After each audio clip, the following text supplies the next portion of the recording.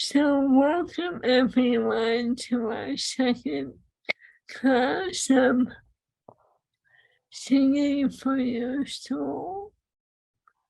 I am so glad to be here with you today. I just want to take a moment for us to breathe into our bellies and exhale, let go of this past week.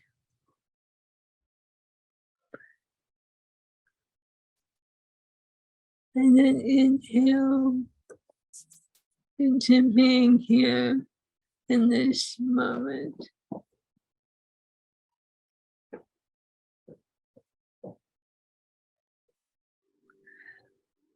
To the north, where our ancestors sleep. To the east, where our dreams are born. To the south, where we are wrapped in light. When that hey dear, can you do that later? Dear, will you do that later?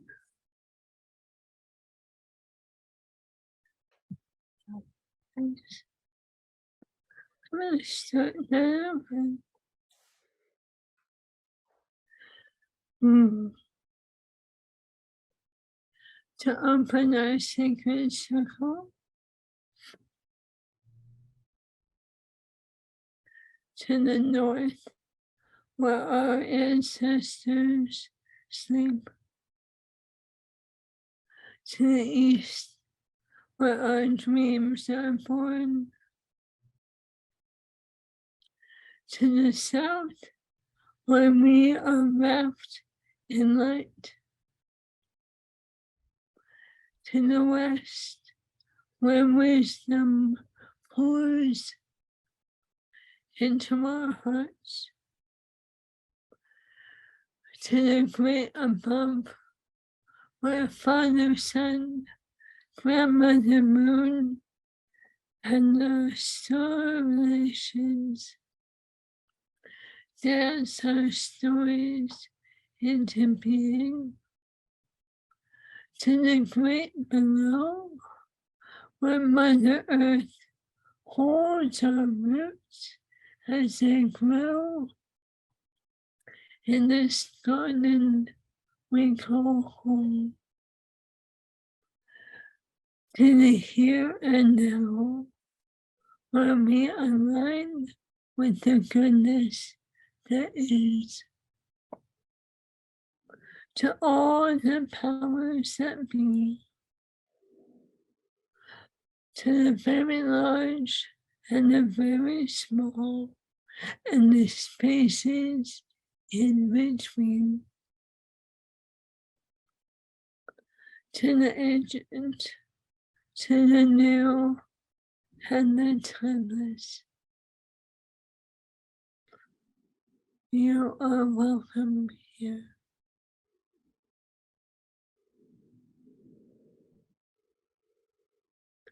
I would like to introduce you to a very dear friend of mine and kindred spirit, Karen Diaz. We met many years ago while we were both living in New York, and we bonded over art and spirit, and we've been on quite a journey since. And without further ado, Erin. Hello. Do I need to do anything so that they see me, or is it just gonna pick me up because I'm talking? Well, Recording. mm, I could.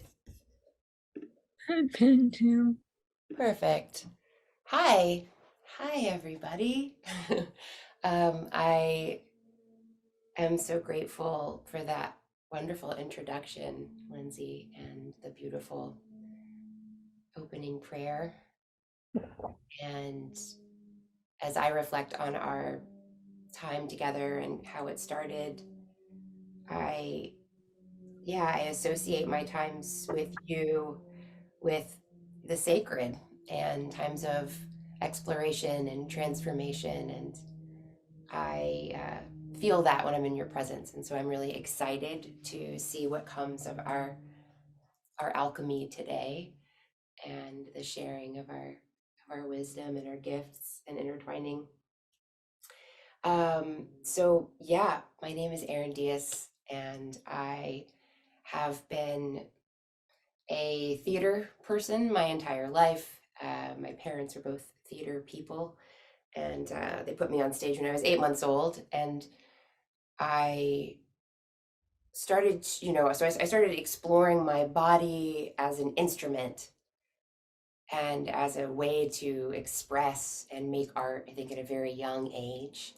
And that's also where I first was introduced to some yoga and some qigong, even though we didn't call it that, we called it our warm-ups for theater, for the performance. And then as I was in I guess I was in college the first time I went to a yoga class, and I was like, oh, hey, I've been doing this. And then I started to have a daily practice. Um, it wasn't until my late 20s that I got certified as a yoga instructor. Um, but now I've been teaching yoga for about and qigong and different uh, energy practices. I've studied with a lot of different sources. I teach a lot of meditation and do a lot of consulting to help people find their meditation practice and remove obstacles. And yeah, all along the way, I have continued to, um, although I put myself in all these different sort of contexts and study with these different teachers and explore these different lineages, the place that I'm really doing all this exploration is this body. And I think I've come to, and this consciousness and this heart and this whatever it is, but it's like, it's mine. And so ultimately, I spend a lot of my life outwardly looking, as I think we should, and trying different things and studying different things. And at this point in my journey, the guru is sort of the practice space. It's my body.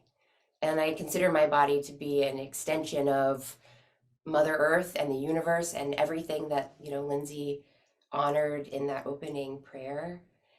And so when Lindsay told me about this concept for this, this series, I don't know, I just think it's really, really exciting. And we can talk maybe a little bit more later about my journey with my body and all the many ways that it's taught me, and some of the lessons have felt harsh. but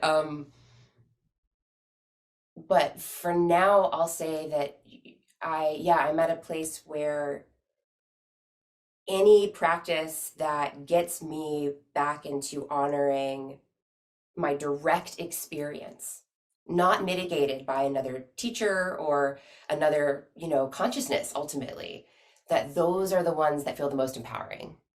And often, and definitely this has been my case in my journey, I've had things sort of taken away from me, I've not been able to continue to do a certain kind of practice for any amount of reasons, right? I get injured, or it's like, right, I get sick, something happens, I can't afford to do that anymore, or whatever it is, I don't have the time. But often what happens is the deficits actually are just pushing me into whatever the next more subtle inner awareness I'm supposed to come to. And, my practice went from being a lot more outward to a lot more inward. And singing is so cool, and using your body as an instrument for vibration is so cool. And not only is it cool and interesting and very effective, it is everywhere. It's in every spiritual tradition. There's singing. Why is that? I think there's some subtle, deep reasons why that is so, ever present across the globe and throughout time. Why do we sing? Um, but certainly in the traditions that I've studied, so including various yoga lineages, um, some Buddhist lineages, some shamanic lineages from South America mostly, but a little in North America. Um, in all of these traditions, singing and vocalizing and making the body into an instrument is used in various ways, but to kind of cleanse on a subtle level, right? It's all about this vibration that you're making, right?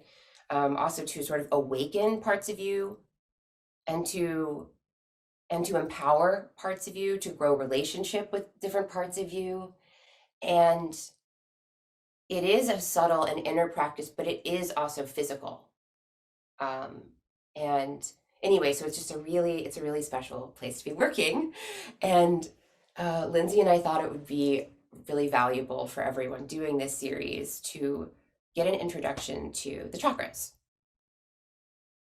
Because to me, do you want to say something, Lindsay? Yeah.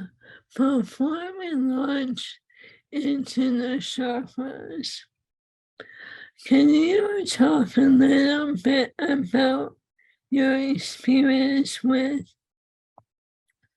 illness and ALS and your Yeah. own journey of your body? Thank you for bringing that up. I think, oh, yeah. I think I do tend to want to launch right into it because my relationship with um, illness in my own body and my experience with other people and their illness is such a deep and profound and in some ways like layered and complicated and also kind of ongoing thing that often when I do, it's like pulling the lid off of that. Sometimes I'm like, you really want it ready? Okay, let's do it. But I'll try to keep it as like, I'll just try to let it, be um, authentic in the expression and free, but also I'll try to keep it concise because Yeah. it's, um, well, I'll start with my experience with people with ALS. Lindsay, how long ago was it that 10 years. 10 years?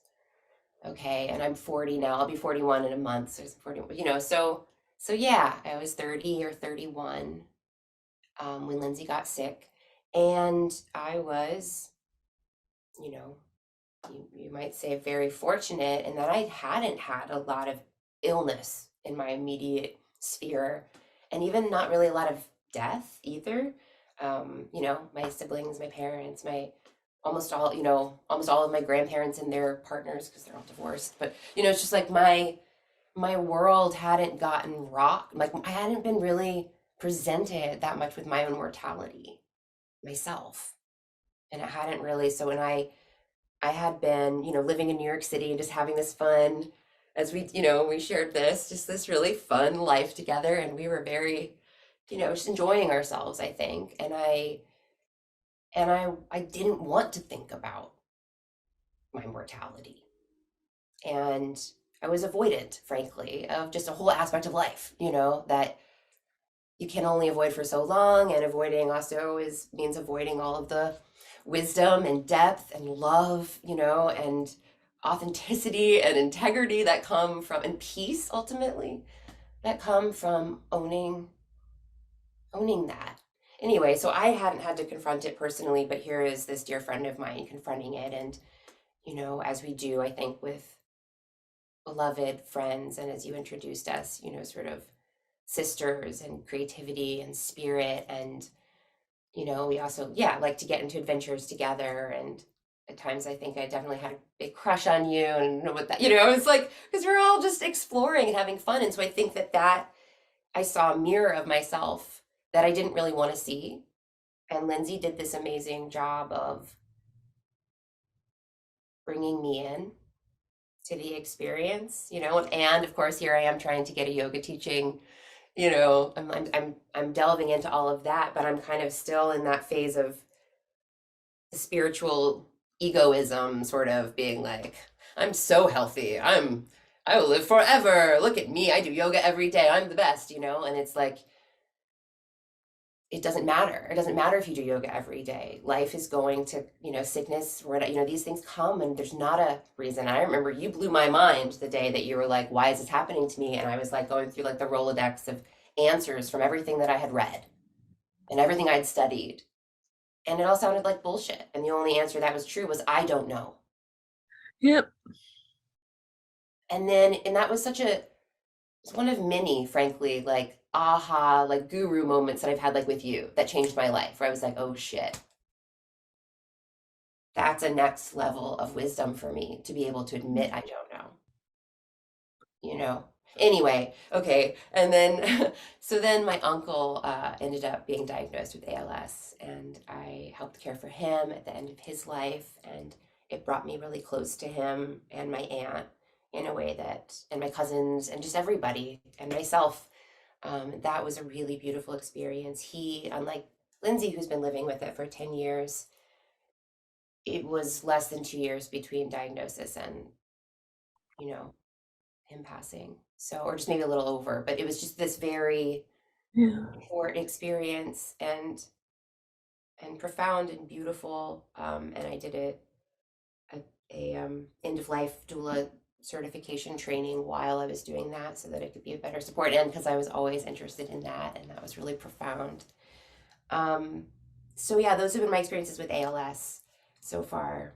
And like I said, I mean, like, these are life-changing experiences that I've had through these teachers, really, you and my uncle, in your ALS experience, have taught me so much. And it's an honor.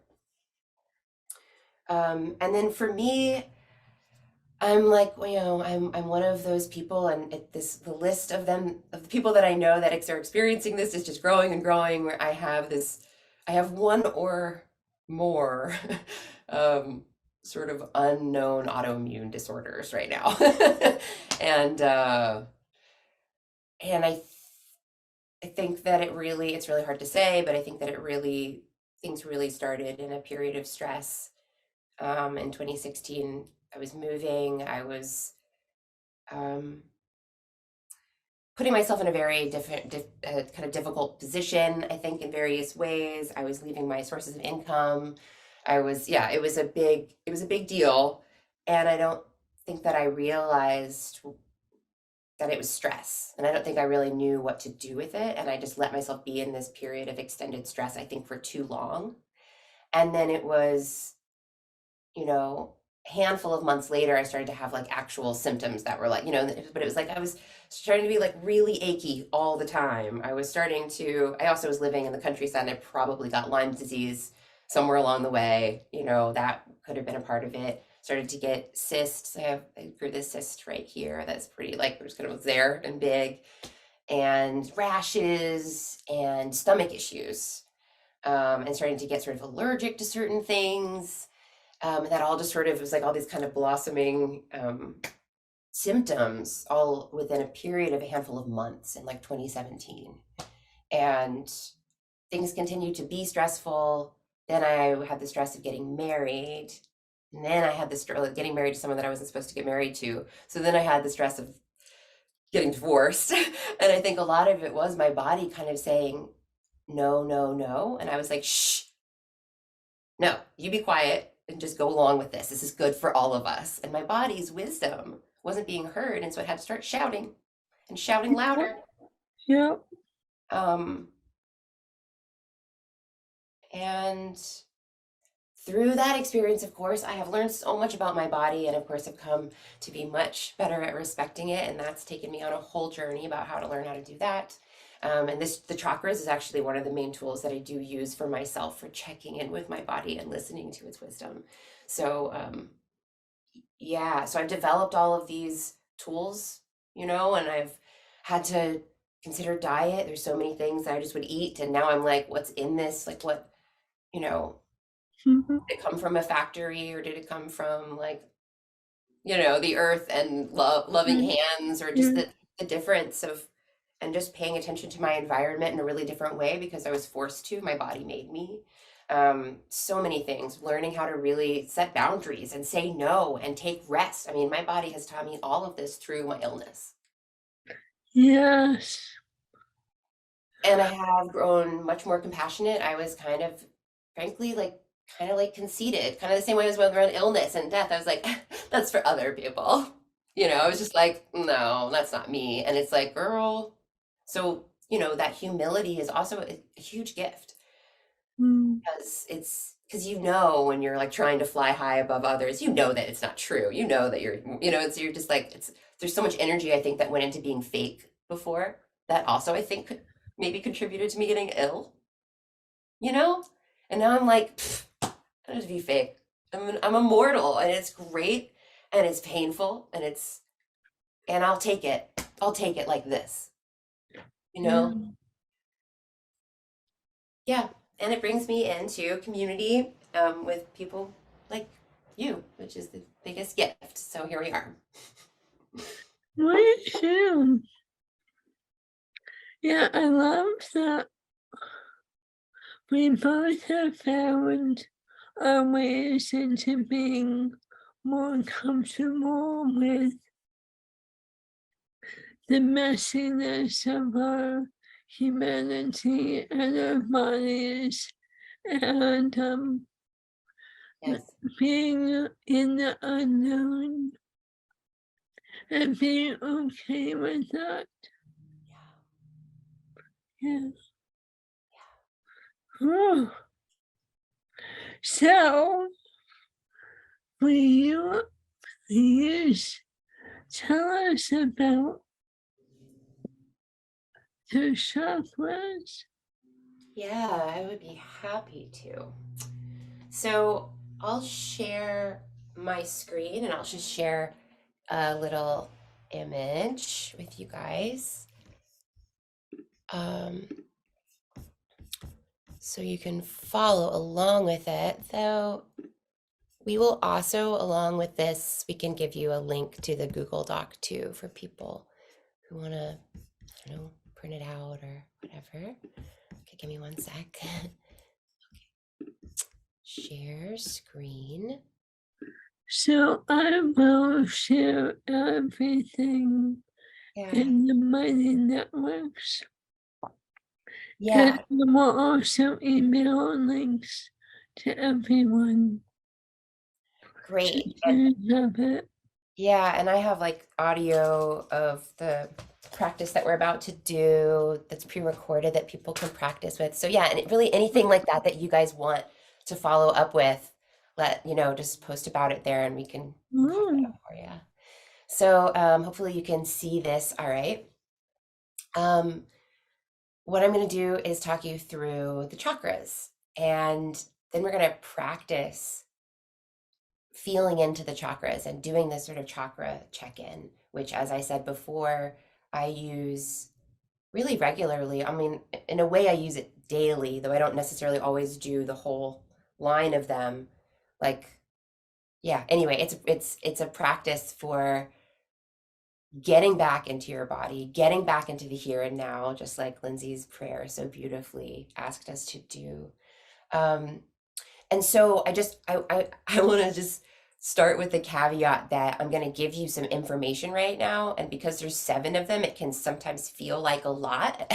um, but that ultimately, what's most important about everything here isn't even that you understand it intellectually, but that you take something that you're going to practice with after.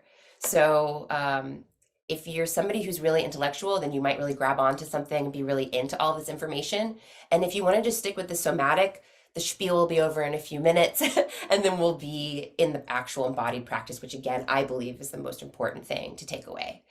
Um, okay, so the chakras are a uh, basically a system of energy centers that are purported to live inside of the human body.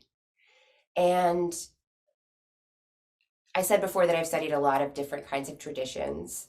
I was first introduced to the chakras studying in a an Ashtanga yoga lineage, but then I studied them really deeply with someone from a shamanic lineage, um, and of the high Andes of Peru and the Chiara lineage. And what's so interesting to me is that these show up everywhere. And in the Chinese system, they might call them something different, right? They might call them Dantian. But the idea of there being these kind of hubs or centers of energy in the body that we want to kind of get to know and to work with, whether the energy practice comes from India or China or South America or, right here in your own body, it seems like these are so prevalent for a reason. Right. Okay. So we're going to use the yogic Sanskrit names. They're the most commonly used names.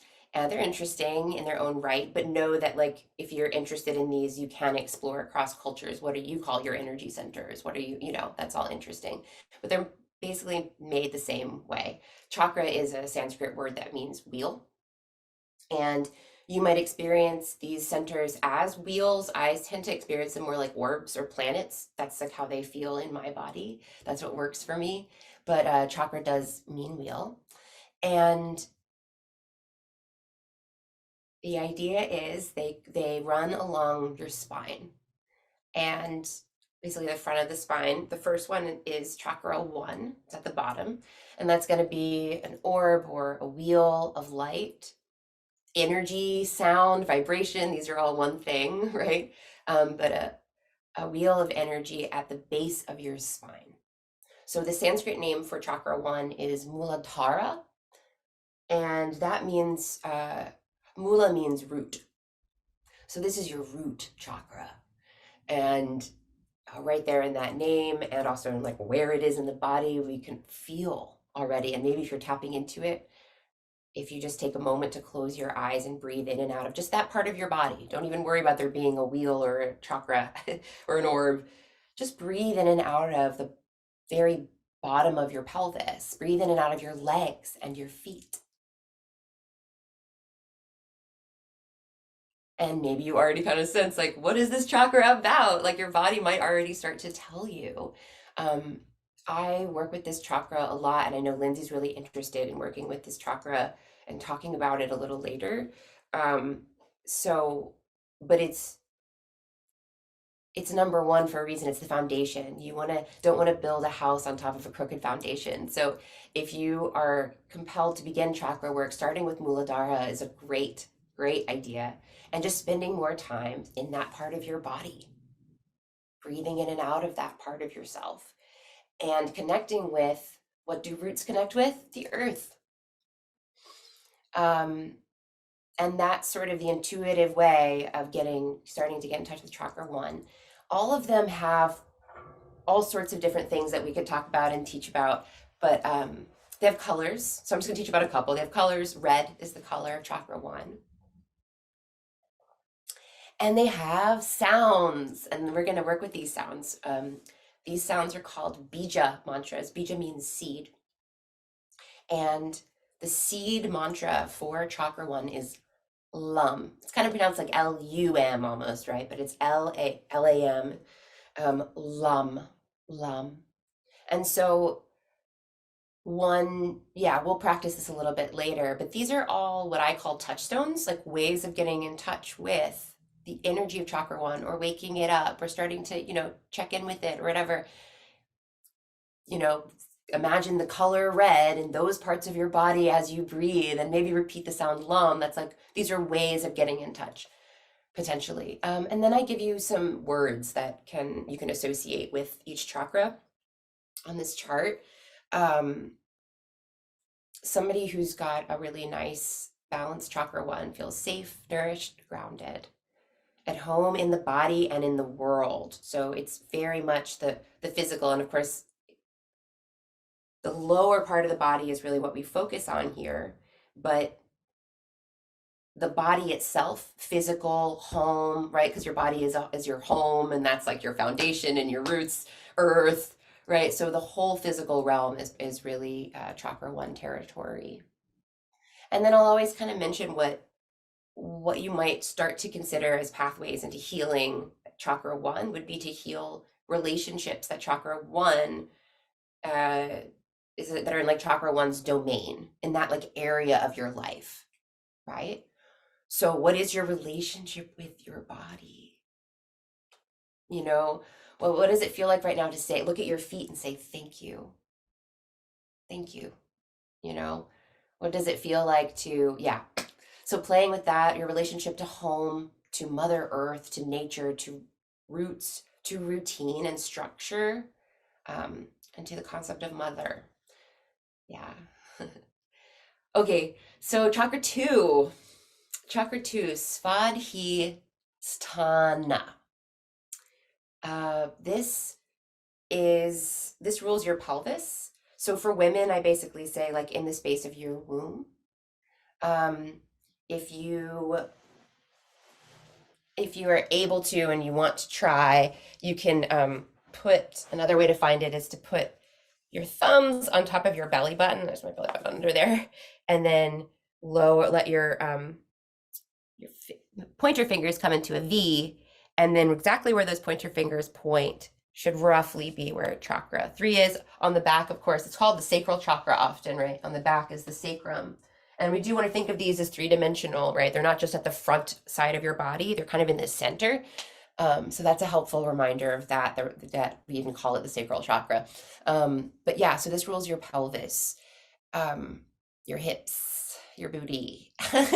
um, and its element, right? Chakra 1 has us healing our relationship with the earth energies, with the earth element. And this chakra is all about our water element.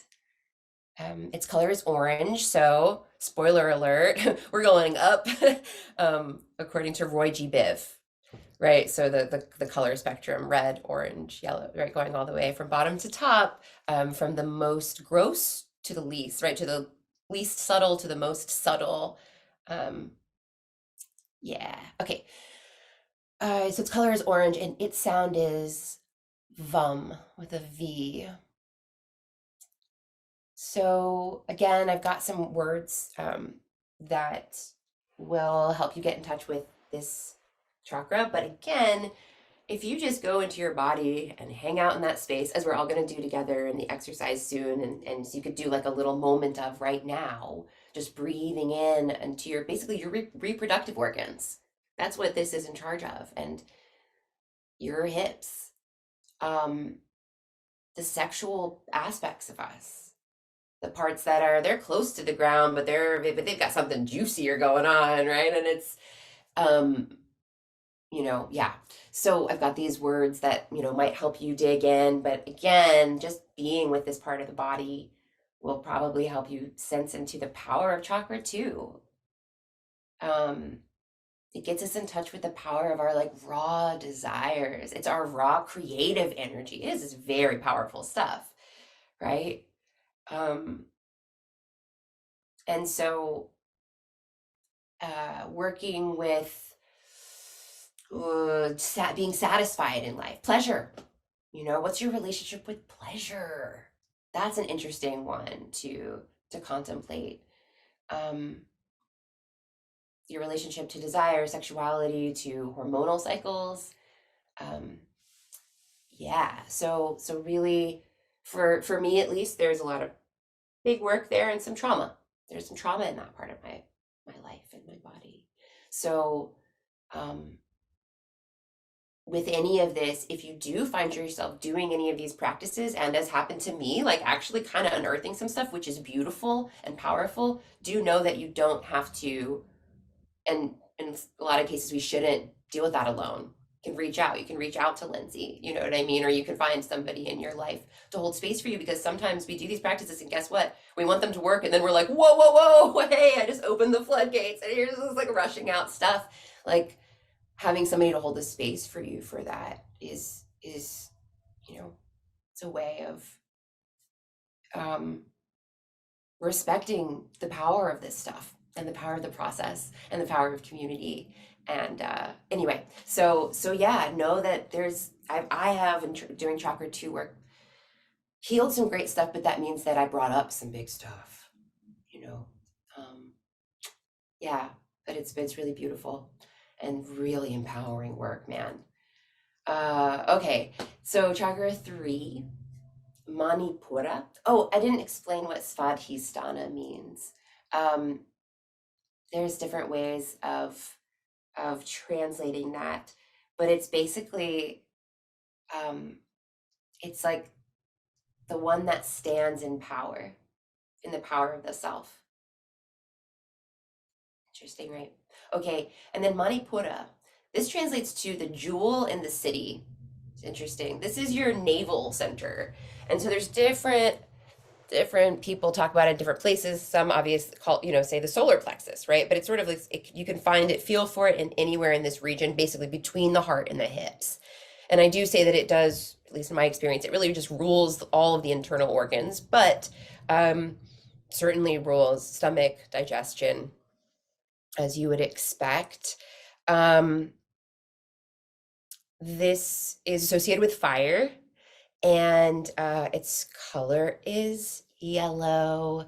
I think of it like a yellow sun inside of me. Its sound is rum or rum, and this is associated with our work in life, action. Chakra 1 and 2 are like chakra 1, we're resting, or we're nourishing, or we're, getting shelter. Chakra 2, we're ruled basically, kind of by our juicy hips, and that's taken us on a journey, but we're not, but with chakra 3, we start to have this sense of responsibility and sort of a sense of wanting to work, like wanting to make something, and to get out there in life and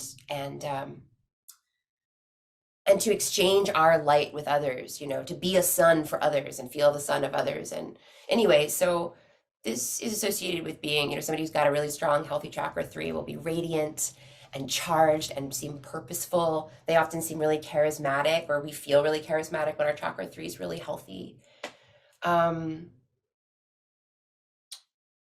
Yeah, your life's work. This is about your life's work, healing relationships with fire, with action, with purpose, energy, career, excitement, competition, discipline. Yeah, these are all themes that come up, but explore for yourself. What does it mean when you ignite that place inside you? What happens when you breathe in and out of that place? Chakra 4 is Anahata. Anahata means unstruck. Yeah, hatha, like we get our word hit basically from that Sanskrit word, but yeah, it means to hurt, to strike, to hit. And this is a heart center, so this is right at the center of your chest, associated with the element of air, though, and these things start to vary around here in different traditions, but it's associated with air in a lot of them. Its color is green, and its sound is yum, kind of like yum, yummy. So the heart center. The heart is the center of the chakra system. There's 7 of them, going from the bottom of your spine all the way up to the crown of your head, right? And there's 3 lower and there's 3 upper. And the 3 lower tend to be more associated with sort of the physical aspects of life and the material aspects of life. And the upper tend to be more associated with the more subtle aspects of life, the sort of mental aspects of life, and the less embodied aspects of life, spiritual aspects. The heart is right at the center. The heart is the uniter. It has so many important and valuable aspects. And this is the center that I come to the most often. I'd say I probably come to this and my root chakra the most often, to be totally honest, in terms of just where I need to go and get my medicine from inside myself. I consider my heart chakra to be my center. And you might find that yours is a different one, that it's like, and it might change over time, but it's like where do you kind of live with your awareness? Where do you want to drop it? For me, it's the heart. Somebody whose heart chakra is healthy, is connected, caring, centered, emotionally balanced. Um, if you want to heal the heart, obviously you can work with sort of this part of the body. Same with any of these, in any way that you want. But in the world, healing your social relationships, doing that work, not always easy. What are your inner relationships? How do you, the heart is the connector. It's the one that brings like integrity, right? That it integrates everything. And so how's that going? Like uh, inside of yourself and in your relationships, um, practicing giving care and receiving care. How is that in balance? That's always a good inquiry, right?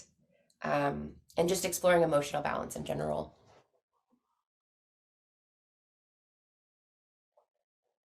Chakra 5, 354. Okay, great. Chakra 5 in Sanskrit is Vishuddha chakra. It's in your throat.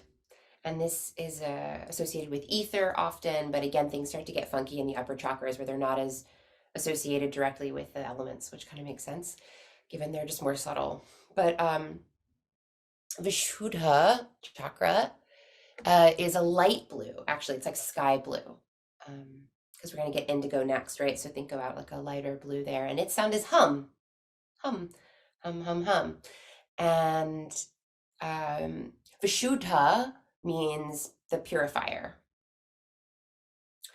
So this is associated, so somebody with a healthy chakra 5 is somebody who's going to be very unique and sort of authentic. They're just like really stand in their authenticity and uniqueness.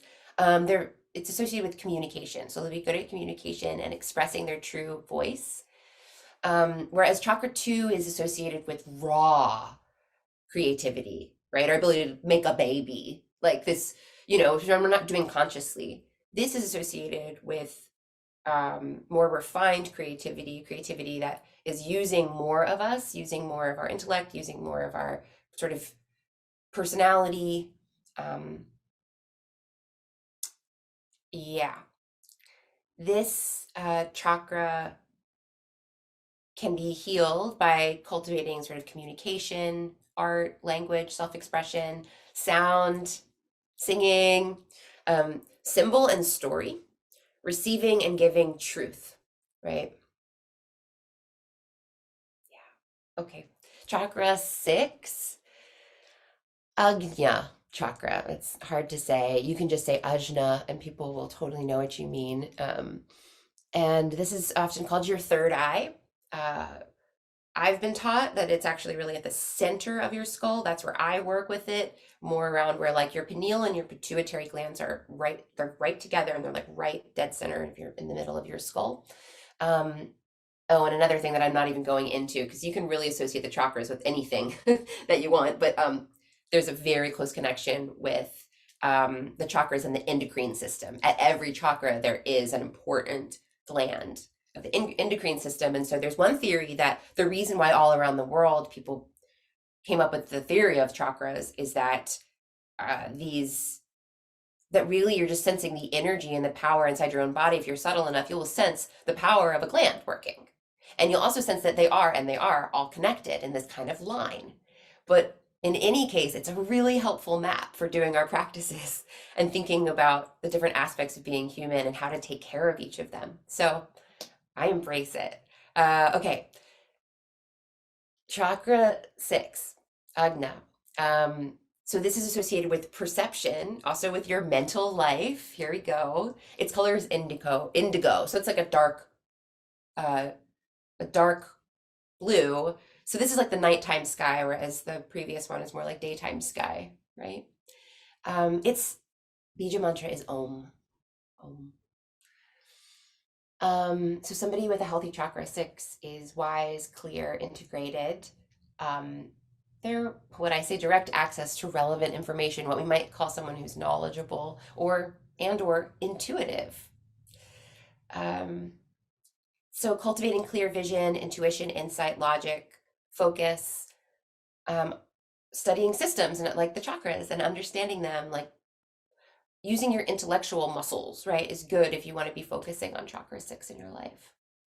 And then finally, chakra 7. This is your crown chakra, Sahasrara, which means the 1,000-petaled lotus, which is a nice meditation you can do of envisioning it as a 1,000-petaled lotus blossoming open.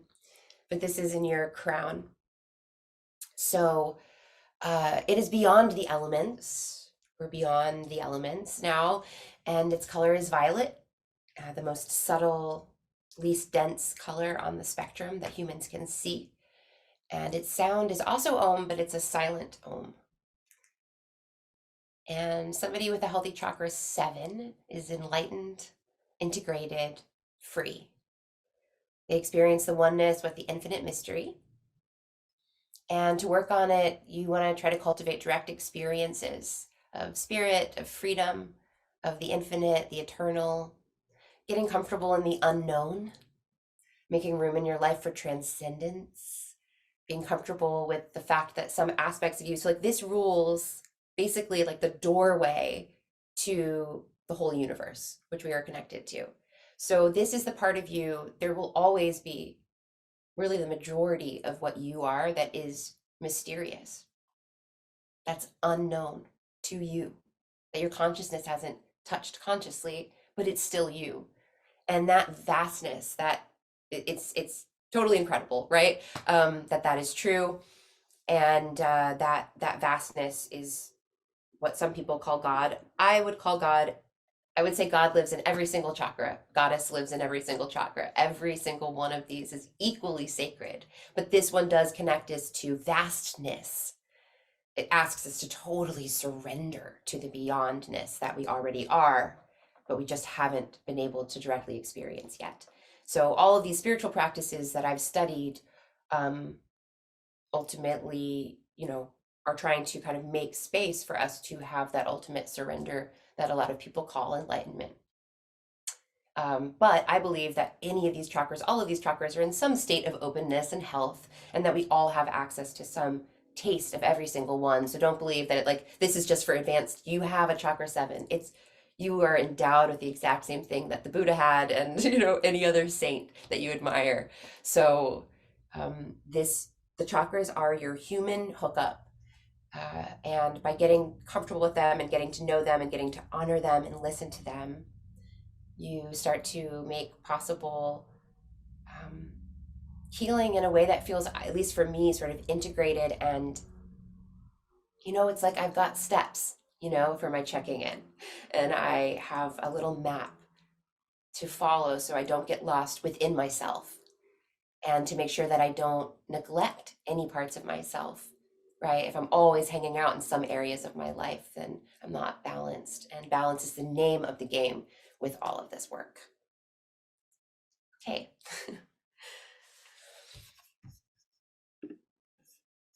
All right. So that was my little presentation on the chakras. I feel like that's a lot. The next thing we're going to do is experience them, but I wanted to just give Lindsay a chance if she had anything she wants to add or say. But we're going to experience them. I'm going to sing us through those bija mantras. And then as we do, I'll also just be guiding you into those spaces, talking you into a meditation in each one. And and then we'll go from bottom to top. That's what we're going to do next. Yeah. You just said some wonderful, wonderful things. It was so delicious. I ate it up.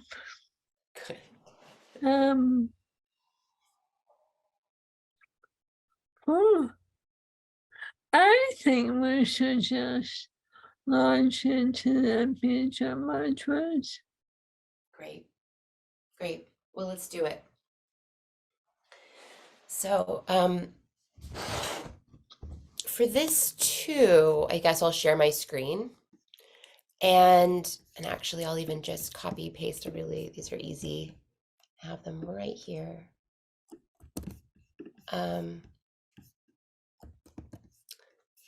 Boop, boop, boop.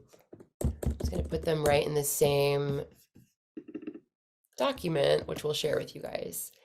Okay. I'll make them big so you guys can see them from home. Okay, here we go. I'll share my screen again.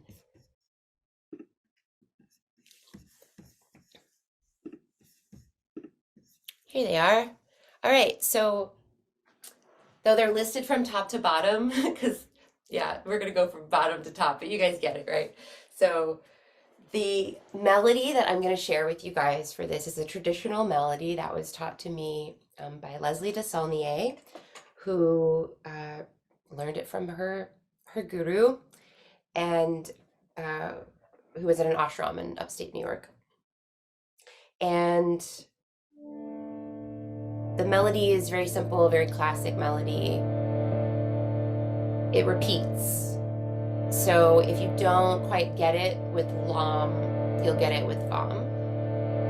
And what I'm going to do is guide you in, then we'll chant while we're sort of resting our awareness in that place. And we are trying to vibrate the chakra as we chant. We're using the sound vibration to wake up that place, to make it even more available for us to experience directly, to have a direct relationship with it. So I want you to now close your eyes, get very comfortable, however you're most comfortable.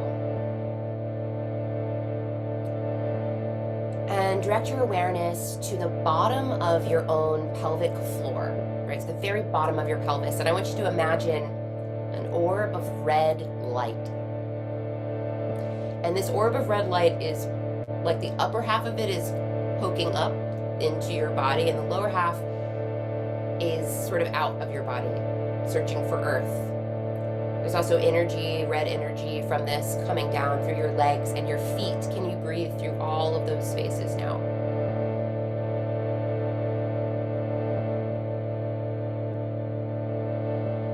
And then we're going to chant in a moment, Lam.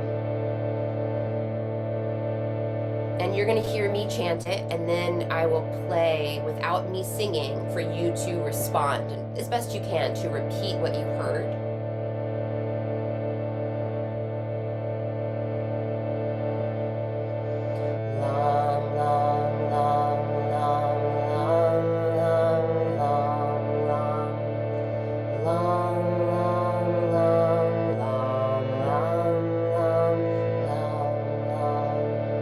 Your turn.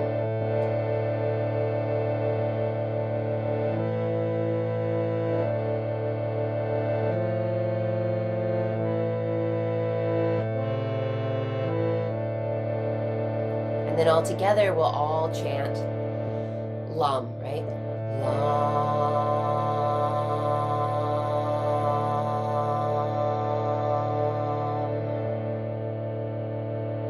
Now keep your awareness in chakra 1 and just in those spaces. Can you breathe in and out of those spaces and imagine that chakra 1 energy awake, alive, balanced?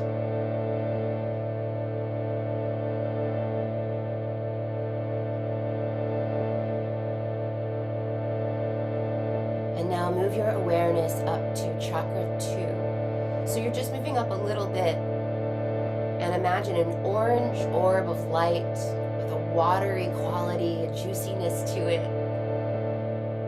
right in the center of your pelvis. Breathe in and out of your reproductive organs and everything around this orange orb of light. We're going to vibrate Svadhisthana chakra with the sound VAM, V-A-M.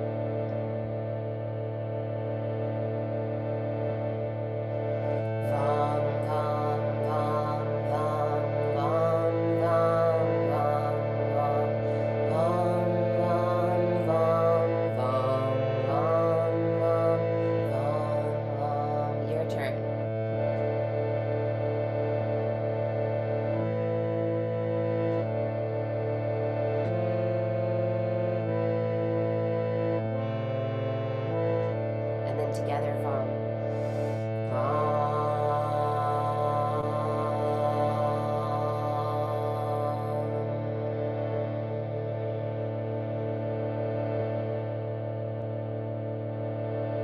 As you give your attention and your breath to chakra 2, you are honoring it.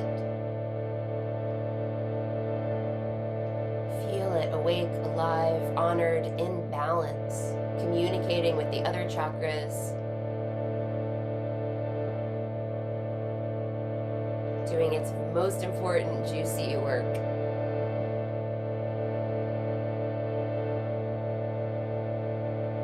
And whenever you're ready, you'll start to shift your awareness upwards. Find a yellow orb of light that feels fiery, like a sun, somewhere in your navel or your solar plexus, wherever you find some energy that you can connect with. Start to breathe in and out of that space. And notice that the yellow orb of light shines on all the inner organs, and you can just pay attention to your whole torso if that feels good.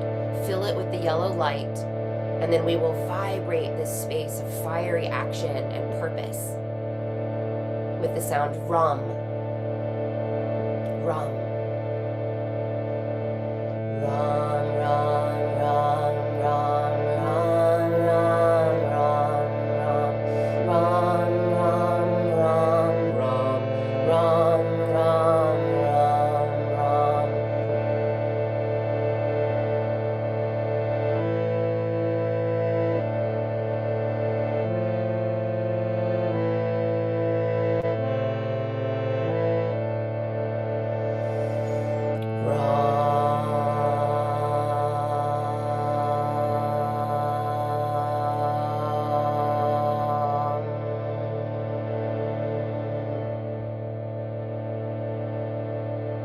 Feel that space responding to the vibration and the attention.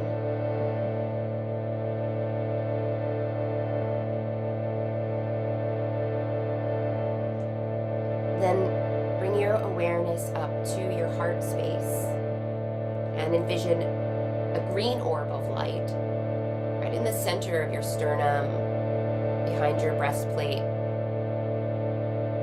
in front of your shoulders. Breathe in and out of this place. Feel what's already here before we even chant.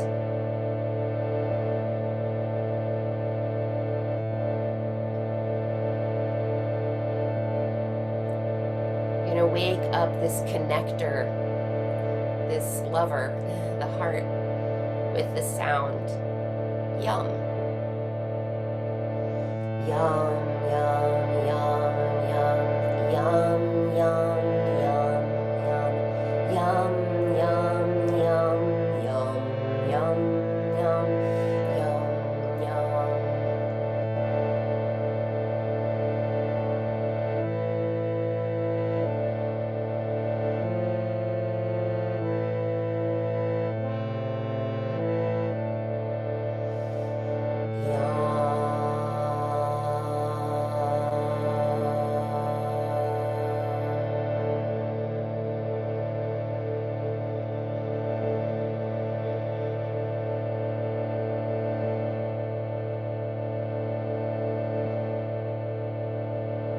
Just live in your heart here for a few more breaths. Just allow the mantra and the vibration and the care of showing up in your heart space. Just allow all of that to work.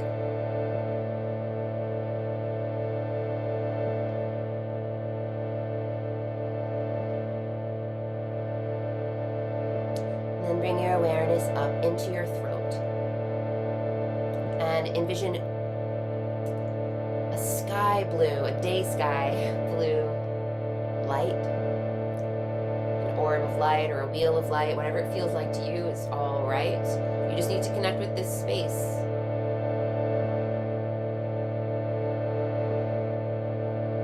Hum. Hum, hum, hum, hum, hum, hum, hum, hum, hum, hum, hum, hum, hum.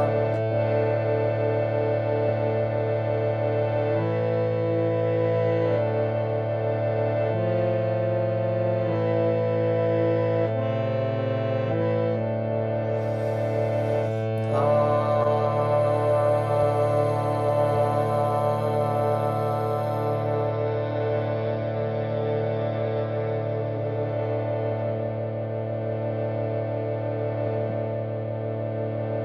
the purifier, this throat center, feel it being cleansed and cleared, making space for truth to come through between the heart and the mind.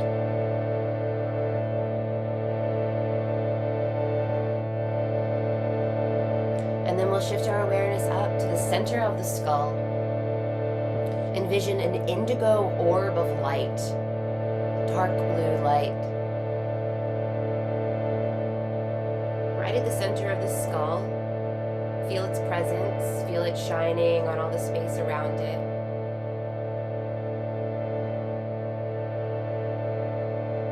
To heal the mind and balance the mind, we chant Om. This also clears our perception, right? This is also where our eyes and our ears come together and communicate.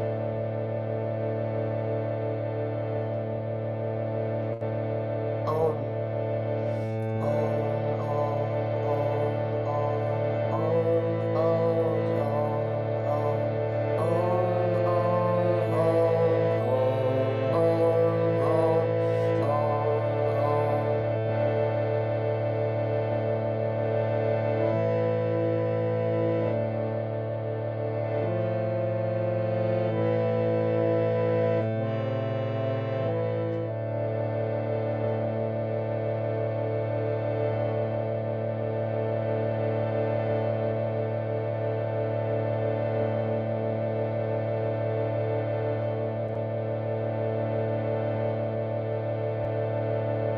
Finally, we're going to vibrate the crown chakra at the top of your skull, and you can envision an orb of light that's violet, it's purple. And it's partway inside the skull and partway out of the skull, connecting you to the celestial beyond. This is a silent Om, and so I want you to see if you can hear the Om coming from that chakra, and then you'll sing silently inside that chakra. You'll vibrate it just with your mind, with the inner repetition, the inner sound.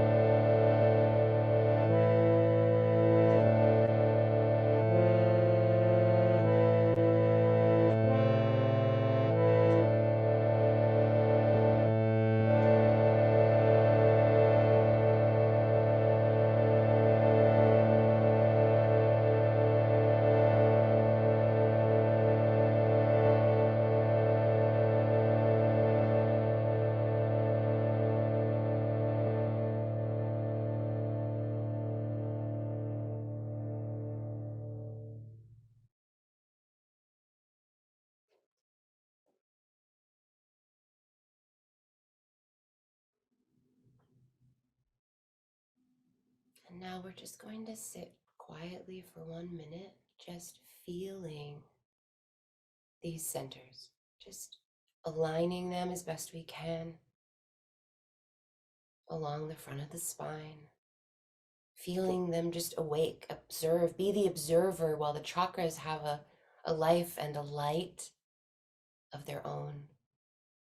And just observe that life and light, however it comes to you, through sensation or image or sound.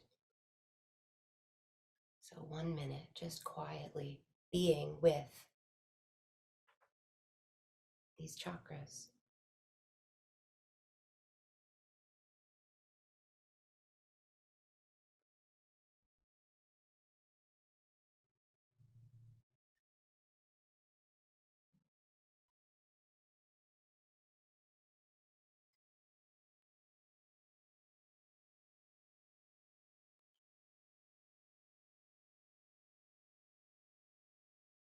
Just let them be what they are, and you observe.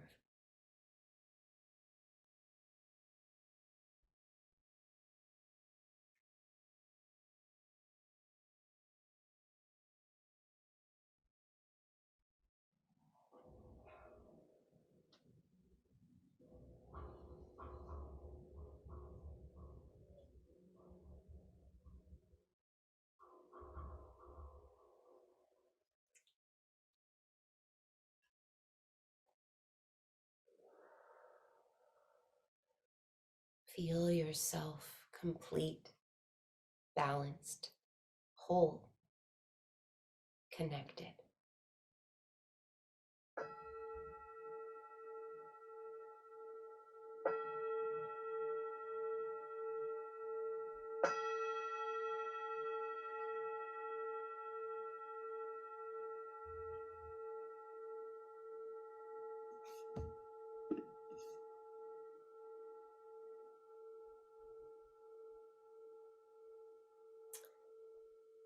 Thank you for sharing that practice with me. Thank you. Yeah, felt really, really wonderful to sit with you like that. Mm. Whenever I tap into my crown chakra, I always feel like I have antlers I love that. coming out of my head. Yeah, Mhm. the way those flags are behind your head, it almost looks like you have antlers. So Yeah. I think that's great. um, well, you've just given us so much. It's a lot. Yeah, yeah.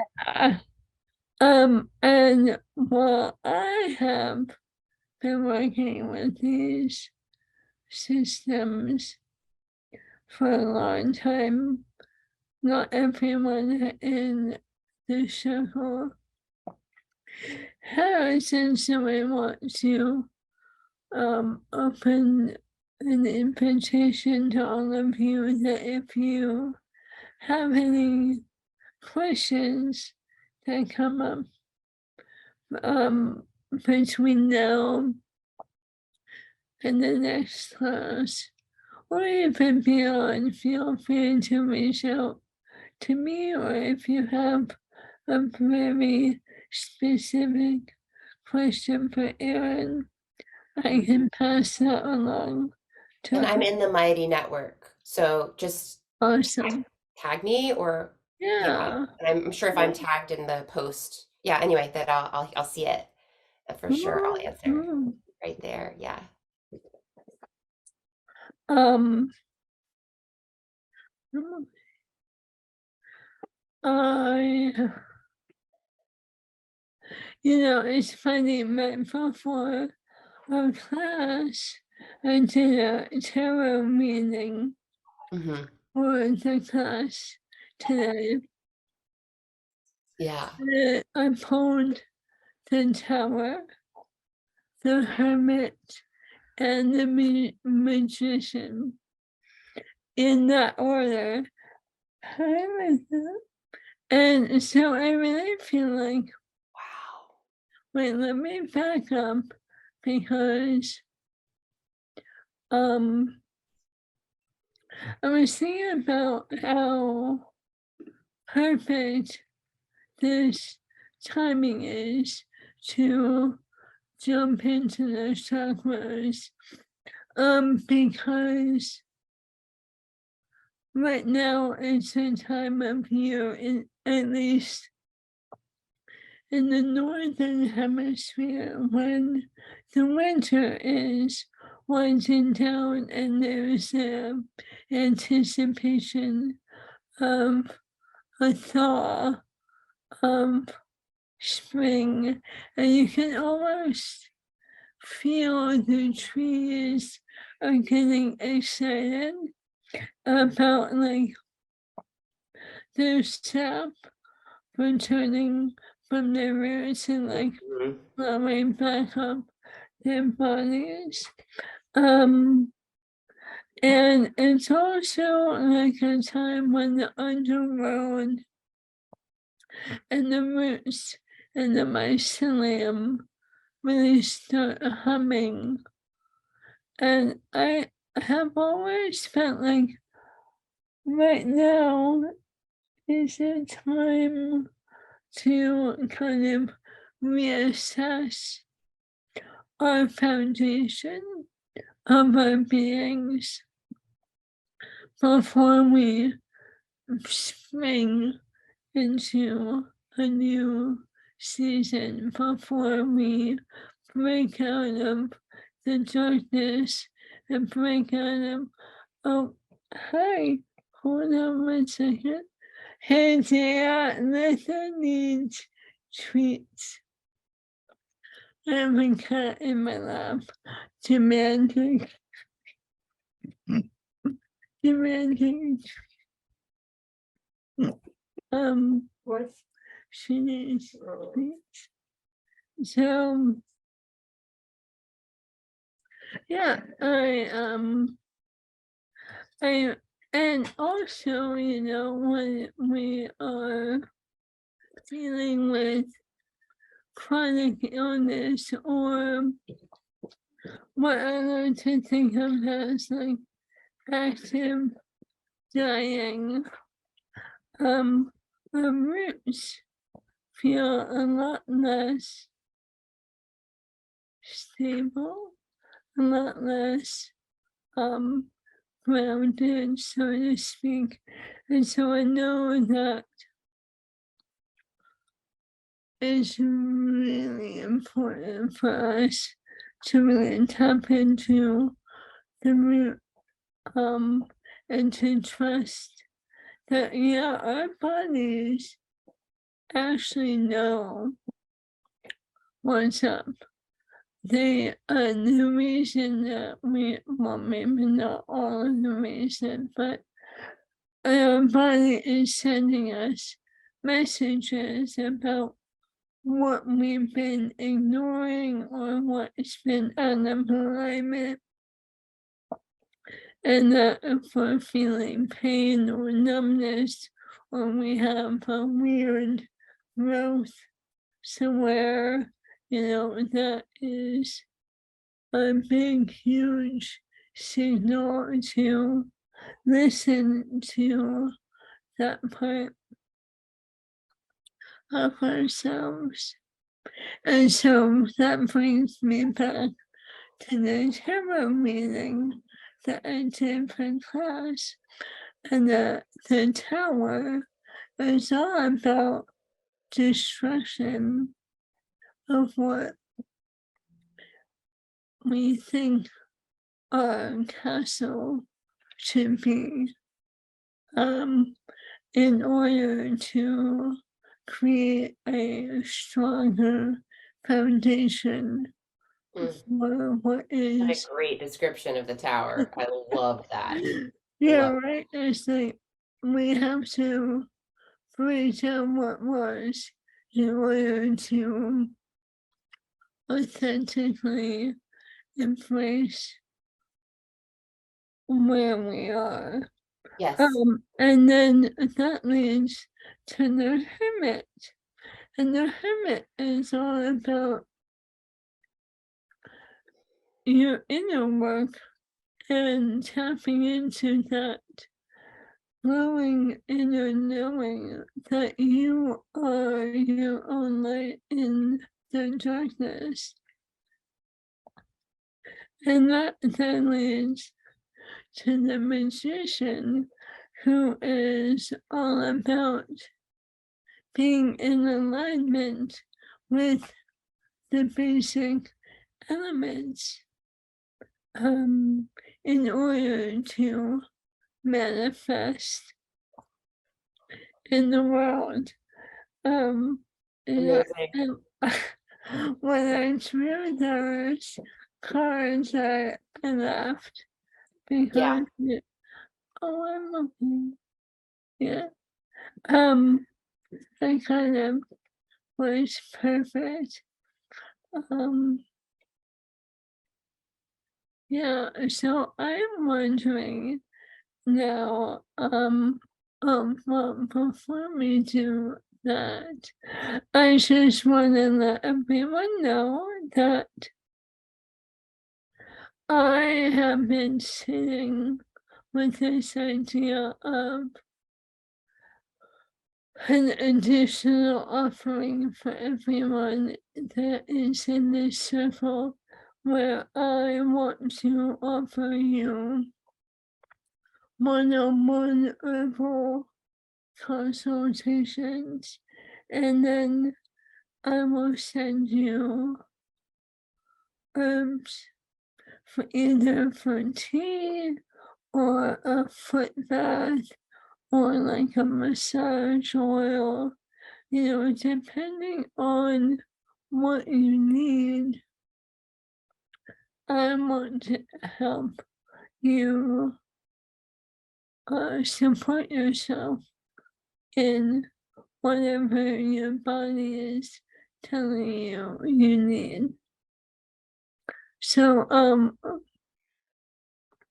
I would love to set up Zoom consultations, and I will be emailing everyone about that as well. And for homework this month, I want you to befriend a tree. So, I mean, some of you might not be able to go outside. Some of you might not live anywhere near a tree, but we've all experienced trees at some point in our life. And if you do live near a tree, all the better. But if you're not able to get out of bed, you can also send someone out to a tree and have them take photographs, or take a rubbing of the bark texture, just so you can experience that tree as often as possible. And I really want you to work on expanding your root chakra down into the earth and see if you can connect your root to this tree's root system. And it might not happen right away, and that is okay. It's more a matter of introducing yourself to a rooted being, and developing a relationship with them, however the two of you see fit. Um, and that leads me to ask you, Aaron, if you can lead us in a root chakra mantra chant Yeah, to help us in our rootedness. absolutely. I will once again share my screen and we'll chant to Durga. Um,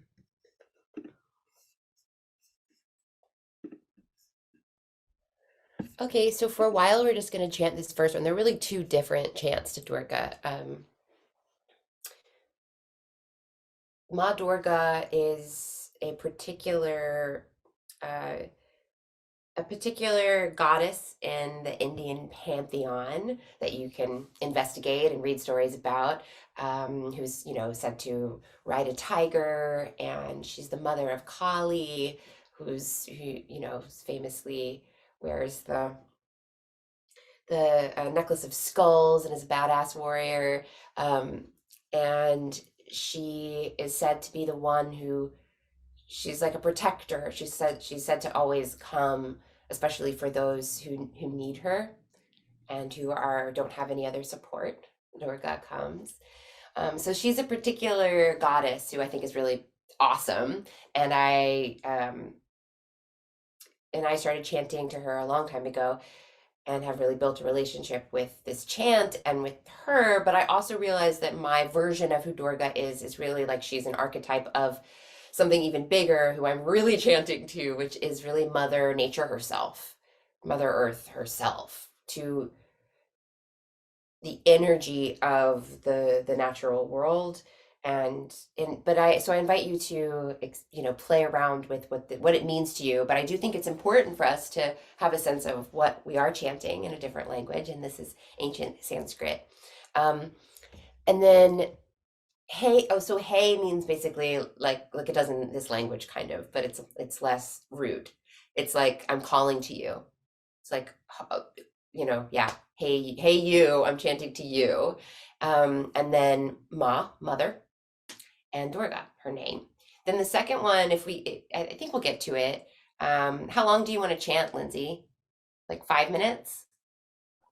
Something like that? Okay, we'll get to it. Yeah, yeah. Okay, 3 to 5 minutes. Okay, we'll get to this one too. This one's a little bit, you'll hear, we'll do the same melody, but fitting this many syllables in will change it a lot, and it can be hard. So we won't do it for super long, but it'll just be kind of a challenge at some point. But I also just wanted you to see doom in this mantra. Om is a very classic way to begin any mantra, sacred syllable. Doom is the bija mantra for Durga. So remember I said that the chakras have bija mantras?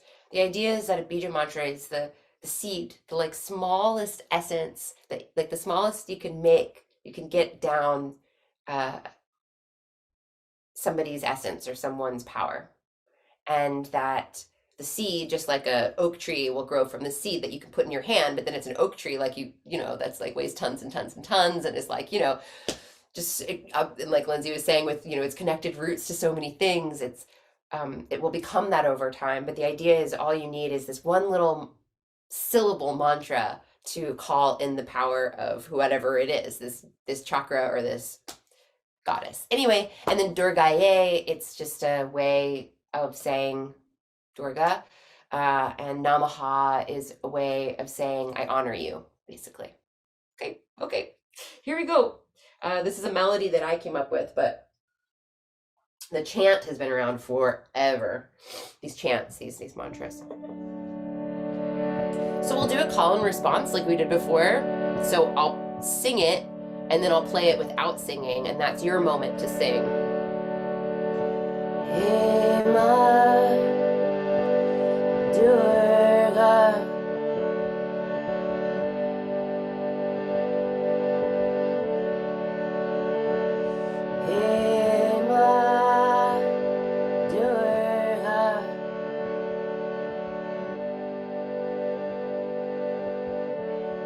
See if you can imagine that Mother Earth is actually singing through you, because in a way she is. You're made of Mama Earth, right? So imagine it's like her power singing through this body. Let the whole body vibrate. Hey, Ma, Durga.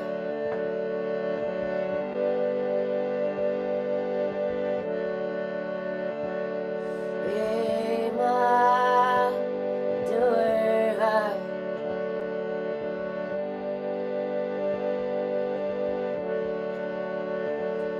Hey, Ma, Durga.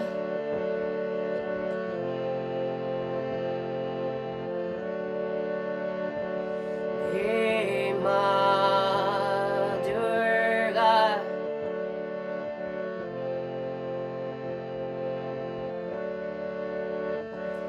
Hey, Ma, Durga.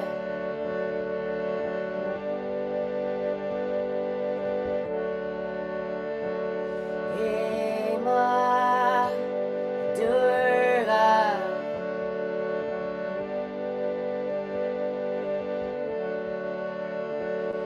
Hey, Ma, Durga.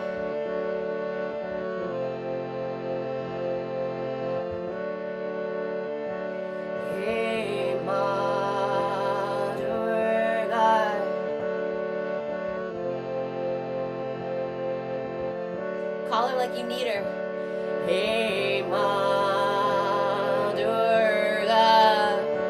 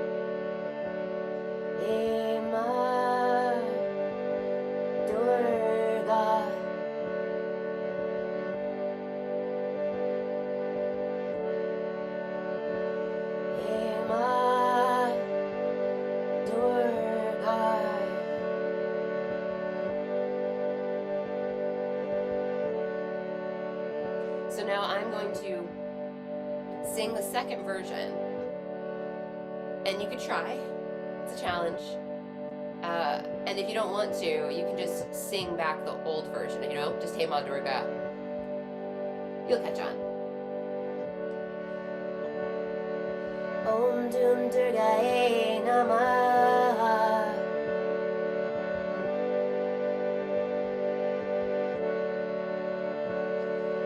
Om Dum Durgaye Namah.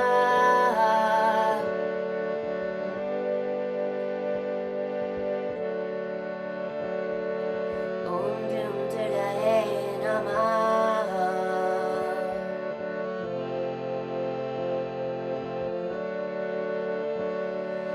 Om Dum Durgaye Namah.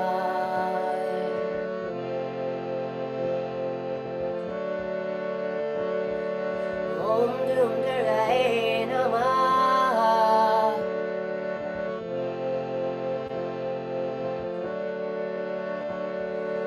Om Dum Durgaye Namah.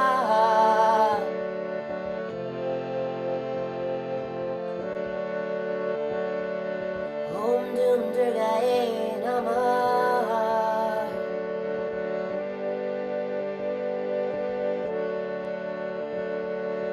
Om Dum Durgaye Namah.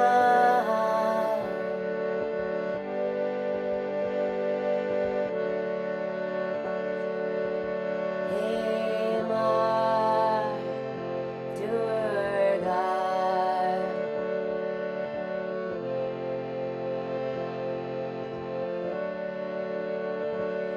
Hey Ma Durga.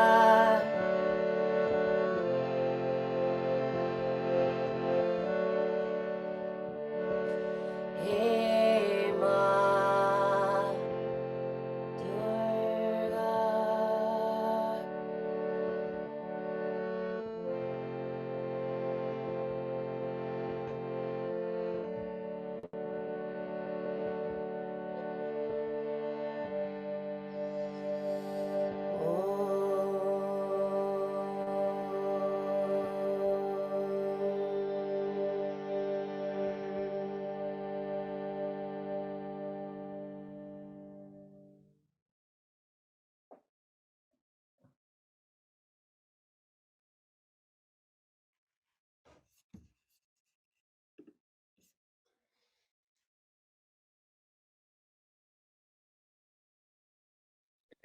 Thank you.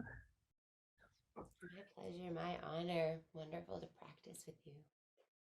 Somehow, even despite my tongue being what it is, I can sing that one.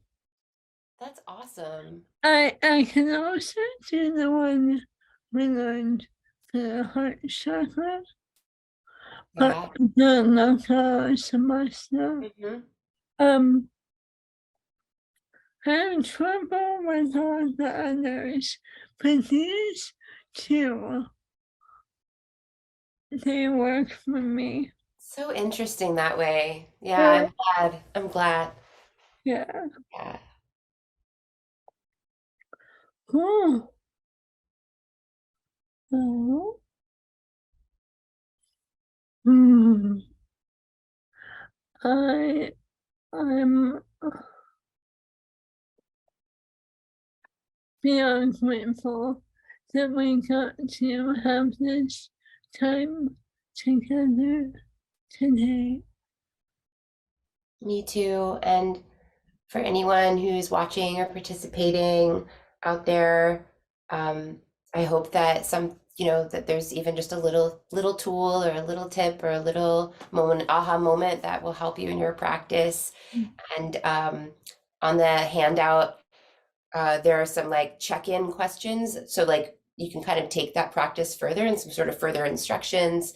But really it's all about, like I said before, just spending time with yourself and exploring your inner life and learning to trust it and learning to go into your inner world for the resources that you need, at least first, and we also need outer resources, Yeah. but to tap into those. And I wish you all the best in that endeavor.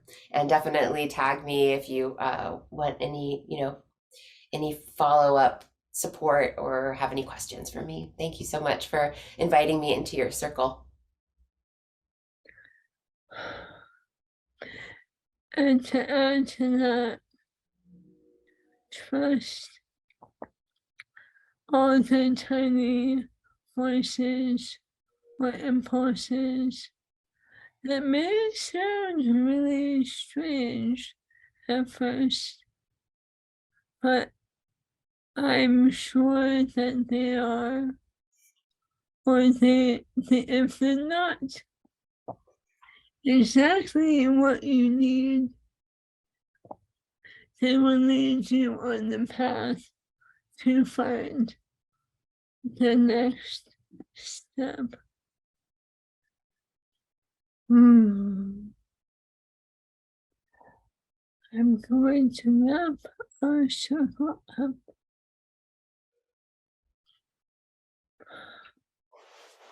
May the empty places be full.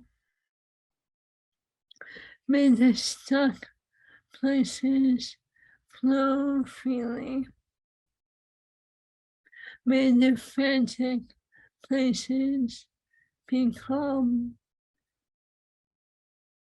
May we align with our greatest selves so that our beings may be juicy and strong.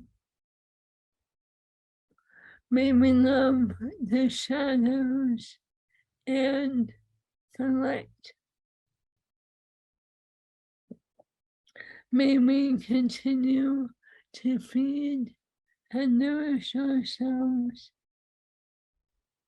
May we continue to touch those we love. May we continue to breathe deeply. We go forth in beauty, and so it is.